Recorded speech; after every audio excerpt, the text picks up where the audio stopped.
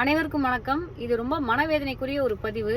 சமீபத்தில் அந்த அஜித் குமார் அப்படிங்கிற ஒரு நபர் he has suffered a custodial death. அவர் ஒரு விஷயத்துக்காக போலீஸ் அவரை கூட்டிகிட்டு போய் அவரை லாக்அப்பில் வச்சு அவரை அடித்து துன்புறுத்தி அதில் அவர் இறந்துருக்காரு. அந்த விஷுவல்ஸ்லாம் பார்க்குறதுக்கே ரொம்ப மான்ஸ்ட்ரஸாக இருக்குது. ரொம்ப நிஜமாக heart trenching visuals.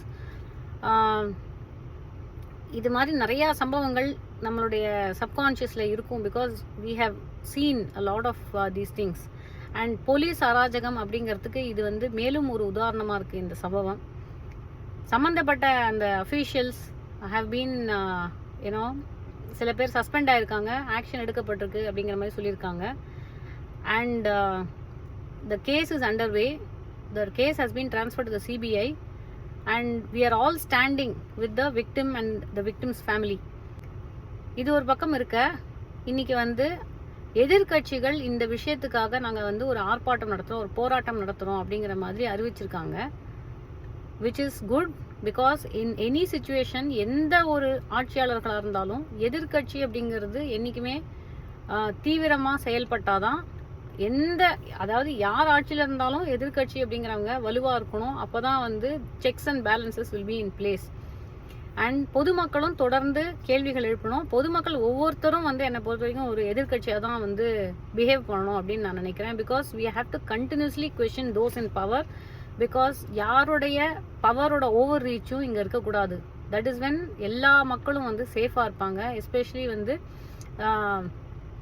when it comes to the police and judiciary, I think we all have to be keeping the checks and balances in place. It is fine.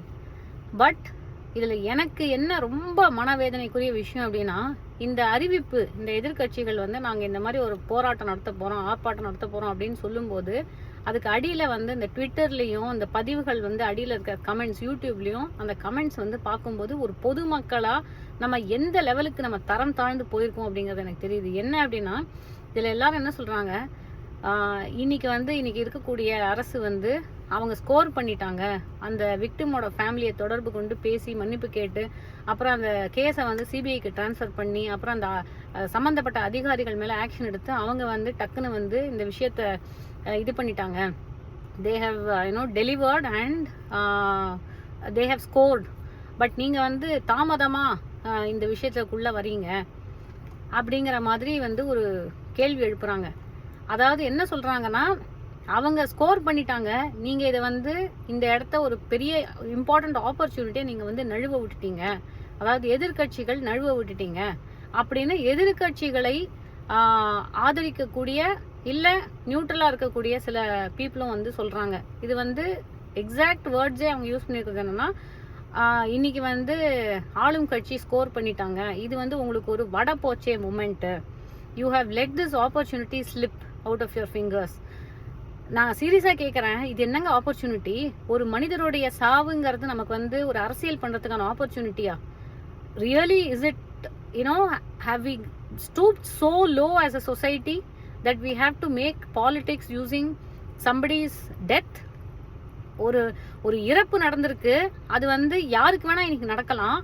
அதுக்கு அந்த சம்பந்தப்பட்ட we have been talking continuously about how police பர்சனலுக்கு ஒரு therapy கொடுக்கணும், அவங்களுக்கு இருக்கக்கூடிய depression. ஏன்னா why they are being so aggressive with the public அப்படிங்கிறது சில நேரங்களில் அவங்க தான் காவல்துறை அப்படிங்கிற அந்த வார்த்தையை ஒரு எவ்வளோ அழகான வார்த்தை. போலீஸ் அப்படின்னா கூட அந்த வார்த்தையில் என்ன இருக்குது, ஒரு போலீஸ் பண்ணுறது, ஒரு ஒழுக்கம் கொண்டு வரது அப்படிங்கிறது இங்கிலீஷில் இருக்குது. ஆனால் தமிழில் பாருங்க, அது எவ்வளோ அழகாக டிரான்ஸ்லேட் பண்ணியிருக்கு. காவல்துறை, காவல் காக்க வேண்டிய இடத்துல இருக்கக்கூடிய அந்த மக்கள் நம்மளை காவல் காக்காமல் ஏன் நம்மளை எப்பயுமே ஒரு ஒழுக்குமுறைக்கே அந்த மாதிரி நம்ம கேள்வி எழுப்பணுமா?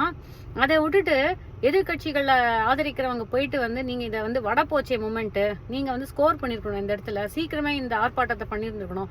சரி, அவங்க சீக்கிரம் பண்ணுறாங்க, லேட்டாக பண்ணுறாங்க, இல்லை பண்ணாமலே இருக்காங்க, இல்லை வேற ஒரு விஷயத்தை பற்றி அவங்க பேசிகிட்டு இருக்காங்க. ஹவு இஸ் திஸ் அ வட போச்சே moment? What is this horribleness? Seriously, to make politics, to create politics using a dead பாடி.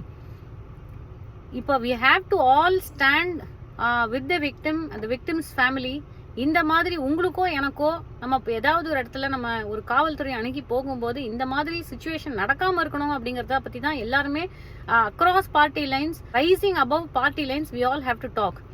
இதை விட்டுட்டு வந்து நீங்க இந்த இடத்துல ஸ்கோர் பண்ணல, அவங்க ஸ்கோர் பண்ணிட்டாங்க, நம்ம இந்த இடத்த வந்து நம்ம கரெக்டா யூஸ் பண்ணியிருந்திருக்கணும், இது நல்ல மொமெண்ட், இது மொமெண்டாங்க, இது is this an opportunity, is this a place to look for an opportunity?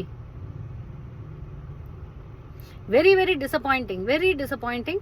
Please இதை பற்றி கொஞ்சம் யோசிச்சு பாருங்க. I am feeling very very bad about this.